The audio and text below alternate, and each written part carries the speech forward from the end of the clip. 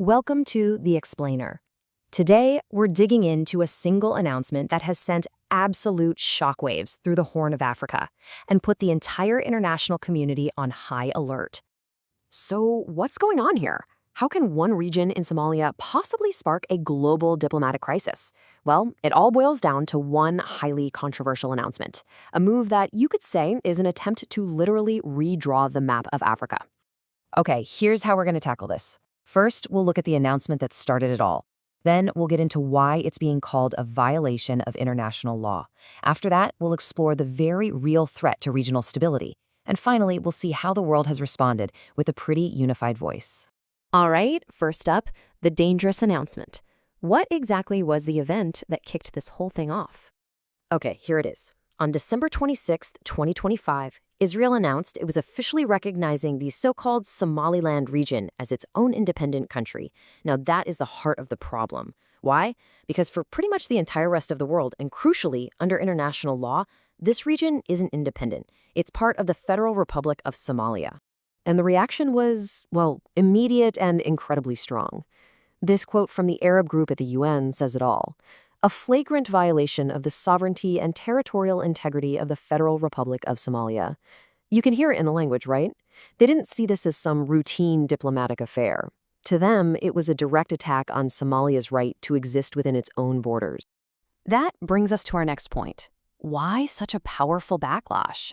To really get it, we have to dig into the legal principles that are at the very heart of this dispute. And it all boils down to this one really important word: sovereignty. It's the core idea that a country has the final say over its own territory. I mean, this is the bedrock of international law, right? The whole system is built on this mutual agreement that nations respect each other's borders and their right to govern themselves. So this isn't just about breaking one little rule. Opponents are saying this action flies in the face of the entire framework. We're talking about the United Nations Charter, the basic principles of international law, and something absolutely crucial for Africa, the African Union's rule about respecting the borders left over from the colonial era. That rule exists for a reason, to stop the continent from collapsing into endless border wars. And this quote from Kuwait's representative really drives the point home. They said, "The sovereignty and unity and safety of its territories are not up for discussion or bargaining." That language is so powerful. They're framing this not as a political disagreement you can negotiate, but as a fundamental, non-negotiable red line. A nation's existence, they're arguing, just isn't up for debate. Okay, so we've talked about the law, but this goes way beyond a legal debate happening in some conference room. Leaders are warning about very real, very severe consequences on the ground. And here's why everyone, not just countries in the region, is paying attention. The Horn of Africa and the Red Sea, this is a massive corridor for global shipping. What happens here doesn't stay here. Instability in this spot can have a direct impact on global trade, on security, and on every ship that passes through. And if you look at the potential consequences they laid out, it's pretty scary. They're worried this could threaten peace across the entire Horn of Africa, that it could actually empower terrorist groups like Al-Shabaab, who love chaos.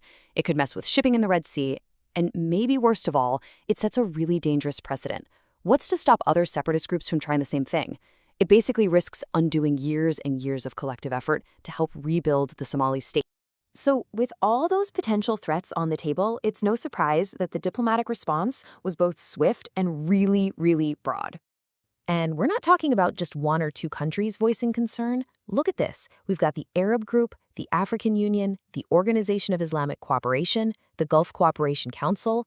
These are huge international bodies representing dozens of nations, and they've all come together to present this incredibly united front. And check out the language they're using. They're calling Israel's move illegal, null, and void. That's not just strong wording, it's a legal concept. By saying it's null and void, they're essentially saying that as far as international law is concerned, this recognition has no legal effect. It's like it never even happened. And they're not stopping at just making statements. No, they're taking this to the top. They're demanding specific, concrete action from the UN Security Council. They want them to issue a clear condemnation, formally reaffirm Somalia's sovereignty, and, most importantly, act decisively to stop this from turning into a new conflict. They're asking the UN to do its job, uphold the charter, and protect peace. So really, it all comes down to this contrast, doesn't it? On one side, you have this action that's seen as undermining everything: the political process in Somalia, regional stability, years of rebuilding efforts. It's seen as creating chaos.